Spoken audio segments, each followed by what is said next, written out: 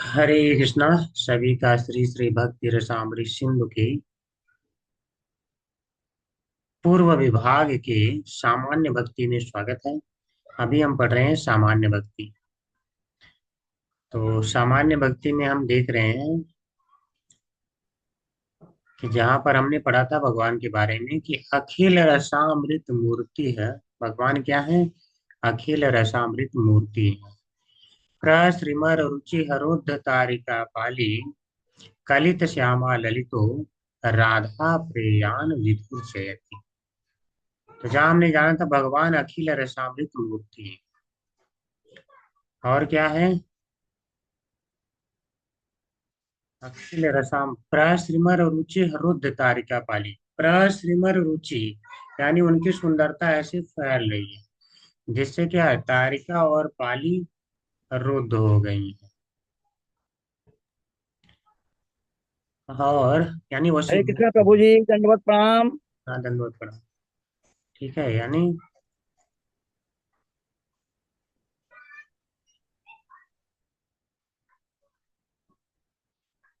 वशीभूत हो गई है। वशीभूत हो गई है। और कलित श्यामा ललित, श्यामा और ललितो ललिता सखियों को कलित यानी प्रीति पूर्वक अपनाया है। और वही भगवान राधा प्रियान यानी उन श्रीमती राधा रानी की प्रिय है। तो सखियों का जो लेवल है उस लेवल के अनुसार जो है भगवान के साथ वह जो है रिएक्ट कर रही है। कुछ वशीभूत हो गई हैं, सेवा के लिए आगे तो बढ़ नहीं पा रही अभी, लेकिन कुछ है जो सेवा के लिए आगे बढ़ी है। भगवान ने उन्हें अपनाया है प्रीतिपूर्वक कलित। और राधा रानी है तो वह क्या है, सबसे अलग है, इसलिए इनको अलग लिखा गया है। तो राधा प्रियान, भगवान राधा के प्रिय हैं।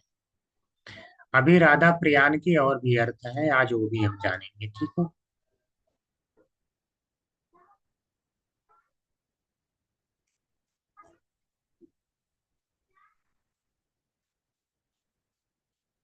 तो हम जान रहे, तभी कल तक हमने देखा था कि भगवान में सारे रस विद्यमान है।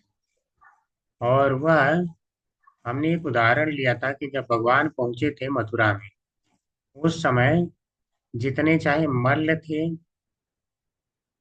या स्त्रियां थीं या बड़े बूढ़े थे या भक्त थे, सभी को भगवान अलग अलग रसों में दिखाई दिए थे। सभी ने अलग अलग रसों का स्वादन किया, जबकि भगवान वहां पे एक हैं। तो हमने देखा था भगवान में सारे रस विद्यमान हैं। आज हम पढ़ेंगे उसी में आगे कि और कहाँ कहा गया है कि भगवान में सारे रस विद्यमान हैं। तो गोपाल तापनी उपनिषद में भी उक्त है, यानी उक्त है यानी कहा गया है क्या? तस्मात् कृष्ण एव परो देवस्तम रसित तम भजित तम यजित। क्या कहा गया है यहाँ पे? एक चीज ध्यान दीजिए, रसित। भगवान क्या है? रसमय है। कहाँ कहा गया है? गोपाल तापनी उपनिषद। क्या है भगवान का नाम? किसी को डाउट हो सकता है ना, क्या है? तो कह रहे हैं कृष्ण, वह कृष्ण है। अतः श्री कृष्ण भौतिक गुणों से परे परमेश्वर है। क्या है? परो यानी भौतिक गुणों से परे है। देवश यानी परमेश्वर है। तो मनुष्य को क्या करना चाहिए? क्योंकि उसे तो चाहिए निरंतर। तो कह रहे हैं मनुष्य को चाहिए कि वह उन पर ध्यान करे, उनका रसास्वादन करे, उनकी सेवा करे और उनकी उपासना करे। तो वहां गोपाल तापनी उपनिषद से भी हमें क्या प्राप्त होता है कि भगवान सारे रसों की स्रोत है। अब थोड़ा और आगे चलते हैं। अभी देखिए, एक बात कहा जाएगा किसी की श्रेष्ठता, यानी कृष्ण की श्रेष्ठता सबसे अधिक है, इसको कैसे हम जानेंगे? एक हम उदाहरण लेते हैं। आ, मान लो कोई व्यक्ति है, उसकी सेवा में स्वयं आपके जो आईएएस और पीसीएस लगे हुए हैं। ठीक है, कोई एक व्यक्ति है जिसकी सेवा में क्या है, बड़े बड़े लोग लगे हैं, आईएएस पीसीएस आपके जो भी बड़े कर्मचारी हैं सारे उनकी सेवा में लगे हुए हैं।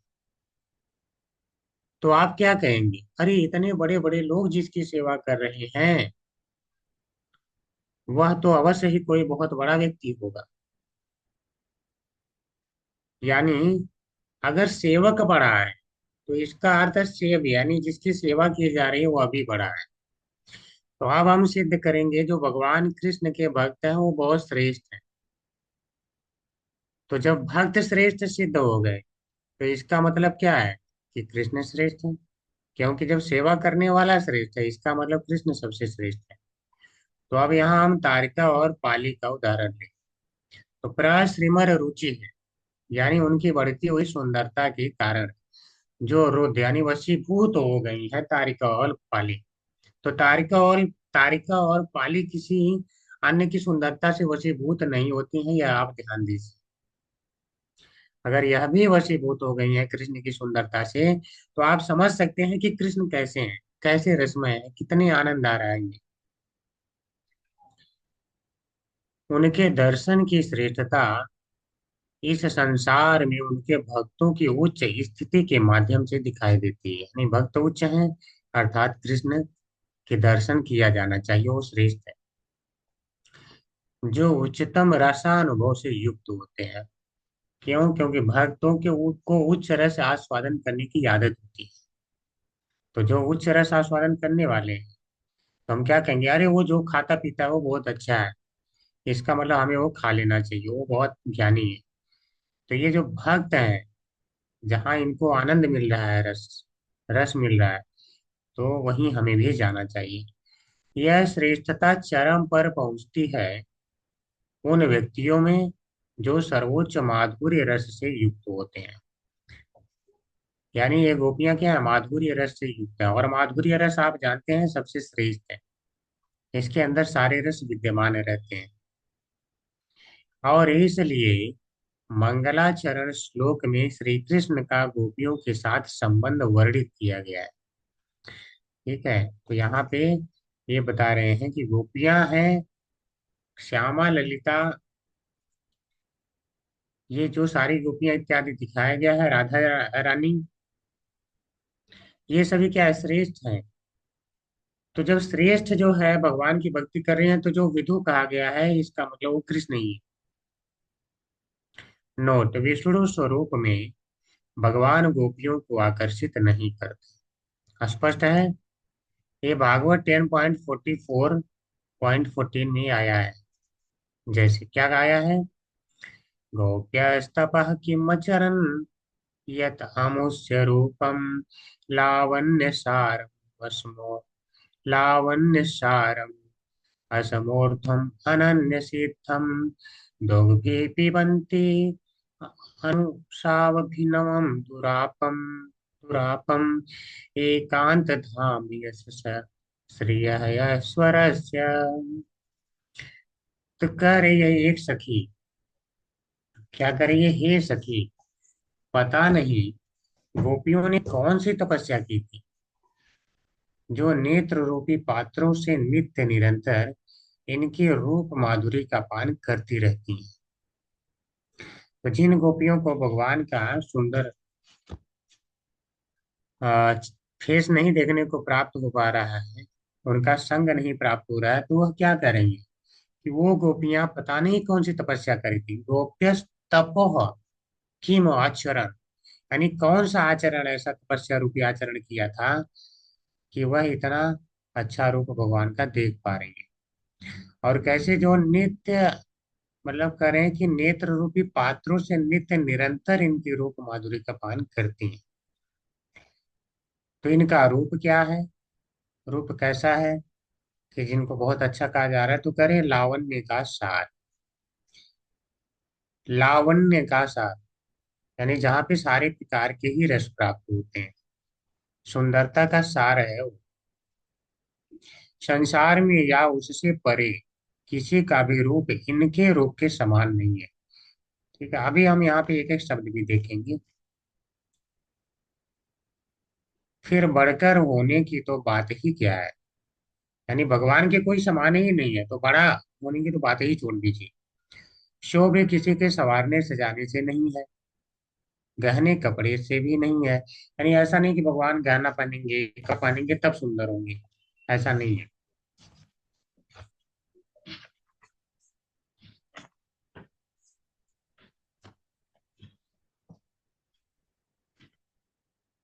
बल्कि स्वयं सिद्ध है, यानी स्वयं सिद्ध। जैसे स्वयं सिद्ध का मतलब क्या है, जिसको कहीं से कुछ प्राप्त न करना हो। स्वयं सिद्ध का अर्थ यही है। जैसे कहा जाता है कि भगवान को कहीं ढूंढने जाने की आवश्यकता नहीं है, वो तो आपके अंदर है, स्वयं सिद्ध है। क्या कहा जाता है, भगवान की जो भक्ति है वह आपके अंदर पहले से ही है, उसको अलग से प्राप्त करने की आवश्यकता नहीं है। बस जो अनर्थ है उनकी निवृत्ति करिए, जो मैल है उसको हटाइए, पाप है उनका निवारण करिए, ये भक्ति अपने आप उभर करके आ जाएगी। तो इसी प्रकार से भगवान को सुंदरता कहीं से प्राप्त नहीं करनी पड़ती, ये स्वयं सिद्ध रूप है। इसका एक मैं आप लोगों को उदाहरण दे सकता हूँ। कहाँ पे है,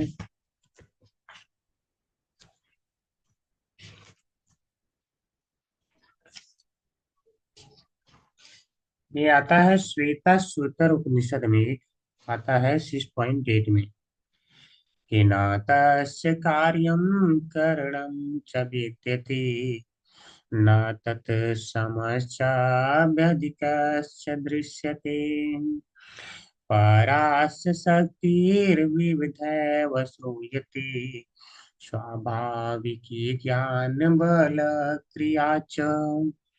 करें भगवान का न तस्य कार्यम करणम च विद्यते, भगवान का कोई कार्य नहीं निर्धारित है कि उनको ये कार्य करना है। और न तो भगवान को करणम यानी भगवान है, भगवान के पीछे कोई ऐसा कारण है कि जो भगवान को बनाया हो। भगवान के पीछे कोई कारण नहीं, वो सारे कारणों के कारण है। न तत् समय, उनके समान ही कोई नहीं है। आभ्यधिक, तो और कैसे हो सकता है, दृश्यते यानी दिखाई दे, तो समान ही नहीं है तो अधिक भला कैसे हो। फिर कैसे, परा से शक्ति और विविधा स्वरूप है, यानी उनकी ही शक्ति इस संसार में भिन्न भिन्न रूपों में दिखाई देती है। तो उनको शक्ति कहाँ से मिलती है, तो कह रहे हैं स्वाभाविक ज्ञान बल क्रिया च, उनका ज्ञान उनका बल उनकी कार्य सारी स्वाभाविक है, उनको कहीं से उनमें प्राप्त करने की आवश्यकता नहीं होती है कि प्राप्त करेंगे तब आएगा।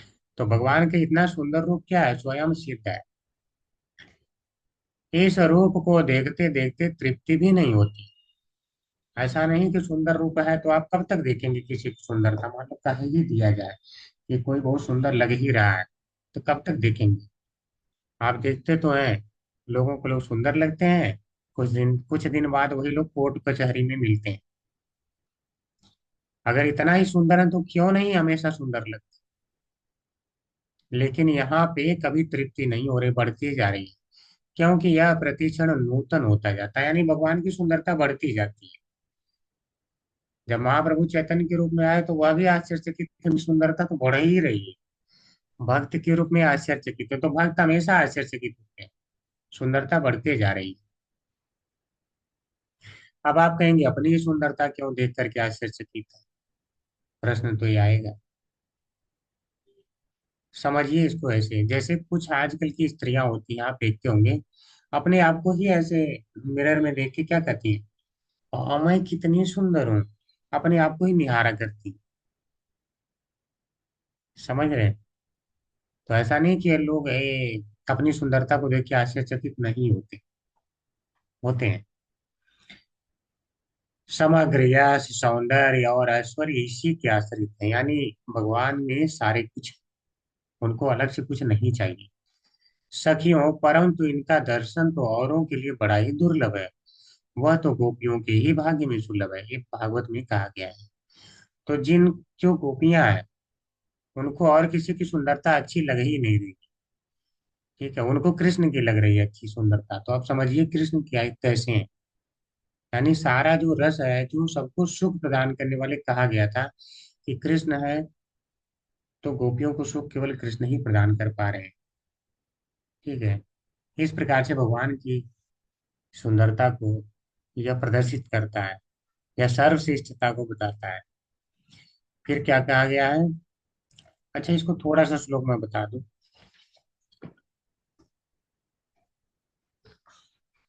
करें गोप्य यानी गोपियों ने तपह तपस्या किम कौन सी आचरण संपन्न किया है। यानी गोपियों ने पता नहीं कौन सी तपस्या संपन्न किया है। यह जिसके कारण अमुष्य यानी ऐसे कृष्ण के रूपम रूप को रूप को, जो कैसा रूप है, लावण्य सारम, यानी जो लावण्य का सार है, यानी सुंदरता का सार है। समझ रहे हैं? जैसे दूध का सार क्या है, घी। इसी तरह से सुंदरता का सार ये भगवान का रूप है, उससे सुंदर कुछ है ही नहीं। तो कोई है भगवान के समान तो कह रहे हैं असमान। असमान यानी कोई समान ही नहीं है।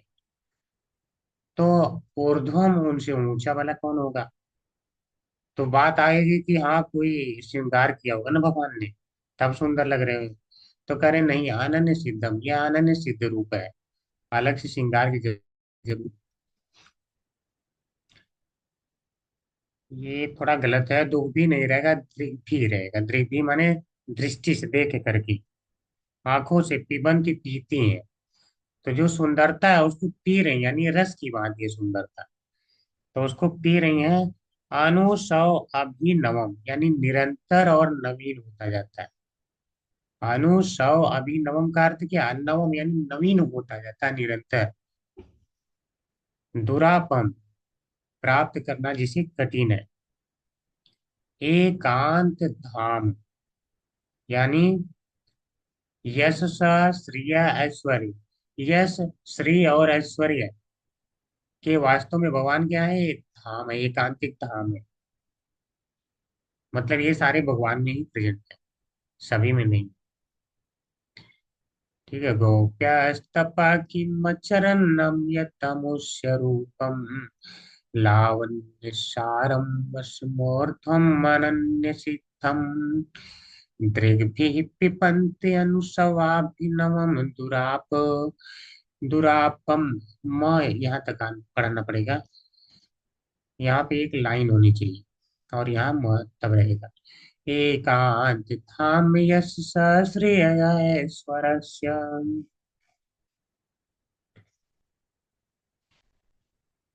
अब और देखिए भगवान के बारे में, कि भगवान सारे रसों के सार हैं, कि केवल भगवान ही सबको संतुष्ट कर सकते हैं, सुख दे सकते हैं। तत्रोपविष्टो भगवान स ईश्वरो योगेश्वरांतर्विकल्पितासनः चाकाशिकोऽपि परिषद्गतोर्चितस्त्रैलोक्यलक्ष्मीकपादम् अपूर्धत। हरे कृष्णा, समझ में ये तो आ रहा है ना सभी को? कहीं ऐसा कठिन तो नहीं लग रहा है? नहीं प्रभु जी, आ रहा है। आ रहा है, ठीक। किसी को अगर कहीं ओ लगे तो प्रभु आप जी। टोक देना जो है, ठीक है। क्योंकि देखिए श्रील जीव गोस्वामी ने जैसी व्याख्या किया, मैं वैसा बताने की कोशिश कर रहा हूँ। अब मैं वही चीज तो नहीं बता पाऊंगा, वो जितने श्रेष्ठ भक्त हैं। लेकिन हाँ, कोशिश कर रहे हैं। तो अगर कहीं नहीं समझ में आए तो बताइए। करें बड़े बड़े योगेश्वर अपने योग साधन से पवित्र किए हुए हृदय में जिनके लिए आसन की कल्पना करते रहते हैं, किंतु फिर भी अपने हृदय सिंहासन पर बिठा नहीं पाते, वही सर्वशक्तिमान भगवान यमुना जी की रीति में गोपियों की ओढ़नी पर बैठ गए। तो देख रहे हैं बड़े बड़े योगी क्या करते हैं? अपने हृदय को शुद्ध करते हैं तपस्या के द्वारा। और फिर क्या करते हैं? कि मेरे हृदय में भगवान आके विराजमान हो जाए। वही भगवान वहां नहीं विराजमान हुए, तो गोपियों के पास आके उनकी वो ओढ़नी के ऊपर बैठ जाते हैं। जो ऐसा सुंदर आसन है हृदय रूपी, जहाँ इतना उन्होंने कोशिश किया था तप के द्वारा सुंदर, वहां नहीं बैठे। इसका मतलब क्या है? गोपियां जो है इनका प्रेम और ज्यादा है, ये श्रेष्ठ भक्त है। ठीक है, इनको कोई नहीं संतुष्ट कर सकता कृष्ण के अलावा। सहस्त्र सहस्त्र गोपियों के बीच में उनसे पूजित होकर भगवान बड़े ही शोभायमान हो रहे थे। उनके बीच में भगवान बहुत सुंदर लग रहे थे। करें हे परीक्षित, तीनों लोकों में तीनों कालों में जितना भी सौंदर्य प्रकाशित होता है, वह सब तो भगवान के सौंदर्य के बिंदु मात्र का आभास भर है। वे उसके एकमात्र आश्रय हैं। यानी जितना अगर कोई सुंदरता है, सब कुछ मिला दीजिए तीनों लोग को, तो भगवान की सुंदरता के क्या है, एक बिंदु मात्र है। और यहाँ सीधे भगवान ही सामने। तो समझिए कितने सुंदर लग रहे हो। उनकी सुंदरता क्या तुलना है। तो अगर कोई यहाँ पे स्त्री पुरुष अपने आप को सुंदर समझे, तो उससे पहले भागवत पढ़ना चाहिए, ताकि उसका भ्रम टूटे। ठीक है।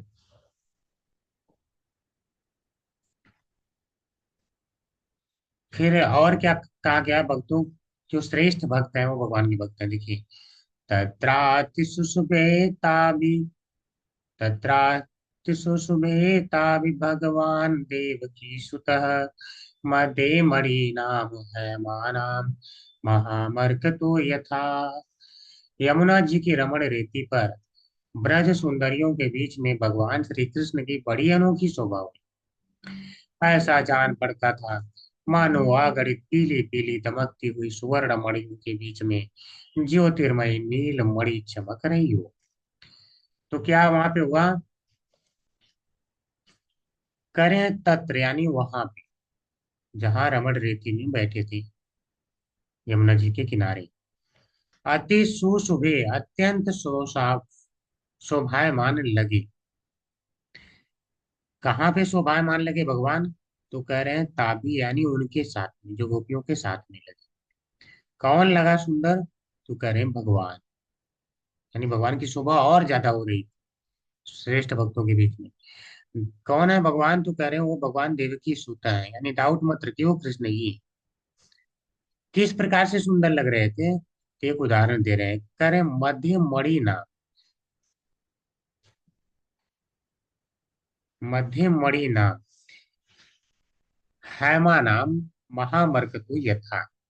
तो मध्य माने बीच में, जिस प्रकार से मणि नाम यानी आभूषणों के, कौन से आभूषण, हैमा नाम जो सोने के आभूषण है, सोने के आभूषण अगर वहां पे महामरकतो यानी महान मरकत, मरकत मणि क्या है, मरकत मणि है नीलमणि। ठीक है। अगर एक नीलमणि लग जाती है सोने के आभूषण के बीच में, तो वह बहुत सुंदर दिखती है। तो कह रहे हैं भगवान भी उसी प्रकार से लगे थे। तो इस प्रकार श्रीमद् भागवत में उनका उत्कर्ष वर्णित है। उन गोपियों के बीच में मुख्यादर्श है, इनका वर्णन भविष्योत्तर पुराण में इस प्रकार है। तो वास्तव में क्या कहा गया, कि श्रेष्ठ भक्त है और उनके बीच में भगवान की शोभा हो रही है। तो जो यहाँ पे 10 गोपियां, मतलब हमने कितने अभी, दो दो चार एक पांच, पांच देखे हैं, बट 10 गोपियां हैं जो मुख्य हैं, और भी हैं। तो 10 मुख्य गोपियों के यहाँ पे नाम बताया गया है। गोपाली बालिका अदन्या विशाखान्या धनिष्ठिता राधानुराधा सोमावा कारिका दशमी तथा। कौन कौन 10 प्रमुख गोपियां हैं, तो गोपाली, गोपाली कहाँ की हैं, गोपाली तो कह रहे हैं जो चंद्रावली से मैत्री रखने वाले एक समूह की प्रमुख। चंद्रावली का अलग ग्रुप है, राधा रानी का अलग ग्रुप है। ठीक है। और पालिका, दूसरी पालिका है, तो पालिका कौन है, तो कह रहे हैं जो चंद्रावली की सखी, यानी ये दोनों मिला के चंद्रावली की ही सखी। हाँ, चंद्रावली कौन है, राधा रानी की विस्तार है। धन्य, जो एक अविवाहित गोपी है, अविवाहित है। विशाखा, जो राधा जी की सखी है, और जिनका अपना स्वतंत्र समूह है। ठीक है। तो विशाखा का एक अलग ग्रुप है, चंद्रावली का अलग है, विशाखा का अलग। हाँ, विशाखा राधा रानी की बहुत क्लोज है। चंद्रावली थोड़ा सा कंपटीटर वाली है, तो थोड़ा सा कंपटीशन करती रहती है। ठीक है, ऐसा नहीं कंपटीशन है, सेवा का ही कंपटीशन है। और ये लोग तुरंत आके डायरेक्ट सहयोग करने वाले हैं। अब जो चलता है वो चलता है। ठीक है, अब ज्यादा तो हम लोग नहीं जानते, वरना हम समझ सकते हैं, उतनी हमारी पहुंच नहीं है क्या क्या चल रहा है। धनिष्ठा जो ललिता सती की सती है, स्वयं श्री राधा ललिता, जिन्हें अनुराधा भी कहा जाता है, स्वयं श्री राधा भी हैं, और ललिता को अनुराधा भी कहा जाता है। ठीक है। जो ललिता है उन्हें ही यहाँ पे अनुराधा कहते हैं। डाउट में नहीं आना चाहिए। चंद्रावली जिन्हें सोमा भाभी कहा जाता है, तो चंद्रावली कौन है जो सोमा भाई यहाँ पे कहा गया है।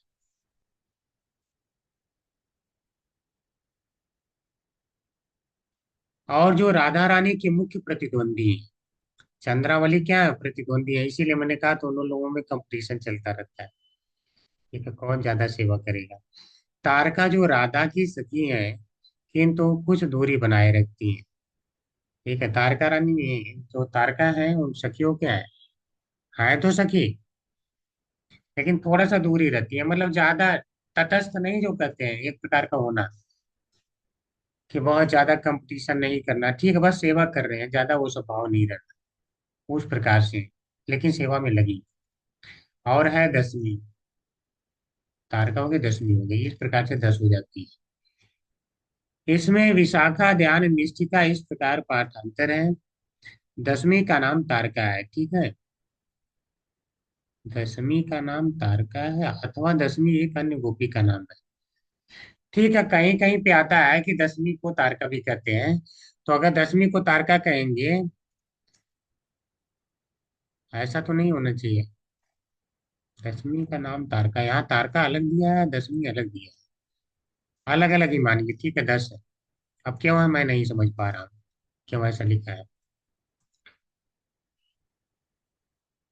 शाखा ध्यान निष्ठिका इस पर, अच्छा पाठांतर है, कहीं कुछ है ऐसा, कहीं कहीं मतलब अलग ही वर्णन आया है। इसमें विशाखा ध्यान निष्ठिका इस प्रकार पाठांतर है। दसवीं का नाम तारका अथवा दसवीं एक अन्य गोपी है। जो भी हो, अगर अन्य गोपी होगी तो 11 हो जाएंगी। अब इतना तो जानकारी मुझे नहीं है कि अन्य है। जो यहाँ लिखा है 10, तो 10 मान लीजिए। द्वारका महात्म्य की प्रहलाद संहिता यानी स्कंद पुराण में ललितोवाच से प्रारंभ होने वाले वर्णन में 8 प्रमुख गोपियों की एक भिन्न भिन्न सूची दी गई है। द्वारका महात्म्य में क्या दिया है स्कंद पुराण में, इस सूची में निम्नलिखित गोपियां शामिल है। 8 गोपियों के नाम है। ललिता, जो राधा रानी की प्रमुख सखी है। श्यामला भी है, अभी श्यामा आया था ना, कलित श्यामा ललित, हाँ, जो राधा के पक्ष में मित्र भाव वाले समूह की सदस्य है। कलित श्यामा ललितो वही श्यामला है। मित्र पक्ष की गोपी है, विपक्ष वाली नहीं है, चंद्रावली के कैंप की नहीं है। ठीक है, अर्थात हेतु पक्ष में। शाव्या जो चंद्रावली की मुख्य सखियों में से एक है। पद्मा चंद्रावली की प्रमुख सखी है। और भद्रा भी है। इस प्रकार 8। इसके अतिरिक्त पूर्ववर्ती सूची से समान रूप से राधा, धन्या और विशाखा को भी इसमें सम्मिलित किया गया है। इसी अभिप्राय से मुख्य मुख्य रूप से उत्तरोत्तर के वैशिष्ट्य को दिखाने के लिए आवर मुख्य दो तारका व पाली को निकाल कर इन दोनों के साथ श्री कृष्ण के वैशिष्ट्य को दिखाते हैं। अच्छा, ये कह रहे हैं कि जो गोपियां हैं उनके अलग अलग लेवल है। मुख्य मुख्य से उत्तरोत्तर वैशिष्ट्य, यानी इनसे ऊंची हो उनसे ऊंची हो, तो तारिका और पाली है। ठीक है, उनसे ऊंची कौन हो गई, श्यामा ललिता हो गई, उनसे सबसे ऊंची हो गई राधा रानी। इसलिए कह रहे हैं कि दो को एक साथ दिखा दिया, तारका और पाली को, श्यामा ललिता को एक साथ दिखा दिया उनसे ऊपर, और उनसे ऊपर राधा रानी सबसे ऊपर है तो अलग से दिखाया, ये कह रहे हैं। प्रश्रिमर प्रश्रिमर राभी, प्रश्रम प्रसरणशील रुचि कांत के द्वारा रुद्र वशीभूत किए गए हैं तारका व पाली को, वह विदु श्री कृष्ण है। प्रसरणशील रुचि, इसका मतलब क्या है, बढ़ती हुई सुंदरता, बस इतना ही जानिए। अब यहाँ से थोड़ा समझने वाली बात आती है, ध्यान दीजिएगा। इसके बाद मध्यम मुख को कहते हैं। तारका पाली होगी प्रथम लेवल की। मध्यम मुख क्या क्या होगी, कलिते अर्थात आत्मसात कृते, श्यामा श्यामला ललिता को जिन्होंने अपनाया है वह विदु श्री कृष्ण उत्कर्ष मंडित हो रहे हैं। यानी मध्यम मुख्य वाली कौन सी गोपी हो गई, दूसरे लेवल की, वो श्यामा और ललिता हो गई, उनको भगवान ने अपनाया है, ये कह रहे हैं। अब राधा प्रयाण का ये और भी अर्थ है, बहुत सुंदर सुंदर अर्थ है, उसको ध्यान से देखिए। इसको मैं पूछूंगा भी आप लोगों से अभी, और सभी लोगों से श्लोक का अर्थ भी पूछूंगा। अब परम मुख्य गोपिका की बात कहते हैं राधा प्रियान, यानी जो सबसे श्रेष्ठ गोपी है राधा। राधा प्रियान का अर्थ क्या है? राधा के प्रति अतिशय प्रीति करता है, अर्थात वे राधा रानी को सबसे अधिक सुख देने वाले हैं। अब देखिए, जो वहां पे कहा गया था तारिका और पाली है, ये किसको सुख दे रही हैं? कृष्ण को, उनकी सुंदरता से वशीभूत है। फिर श्यामा और ललिता वो किसको सुख दे रहे हैं? कृष्ण को। और राधा प्रियान, इसका अर्थ है राधा, यहाँ पे उल्टे हो रहा है, कृष्ण जो है राधा रानी को सुख दे रहे हैं, अर्थात वे राधा रानी को सबसे अधिक सुख देने वाले हैं, इसलिए राधा रानी की सबसे ज्यादा श्रेष्ठता है। राधा प्रियान यानी जो राधा रानी को भी सुख देने वाले हैं, समझ गए? दूसरा भी अर्थ होता है जो राधा रानी को सबसे प्रिय है, ये भी अर्थ होता है, जैसा हमने ऊपर देखा था। प्रेयान, प्रेयान का अर्थ क्या है? अर्थात जो किसी को सबसे अधिक प्रसन्न करने का प्रयास करे। तो राधा प्रेयान यानी राधा को प्रसन्न करने का प्रयास। तो कह रहे हैं राधा को उनके असाधारण होने के कारण पहले की तरह दो दो के साथ न कहकर अकेले कहा गया है। तो राधा रानी सबसे श्रेष्ठ है, इसलिए उनको अकेले कहा गया। ठीक है। राधा प्रेयान विदुर जयति, जहाँ पहले दो गोपियों की जोड़ी में कृष्ण आनंद लेने वाले हैं, वहीं श्रीमती राधा रानी के संदर्भ में वे उन्हें आनंद प्रदान करने वाले बनते हैं। स्पष्ट है। अतः राधा को ही मुख्य गोपी के रूप में मानना आवश्यक है। इसलिए इनके प्राधान्य को कार्तिक महात्म्य में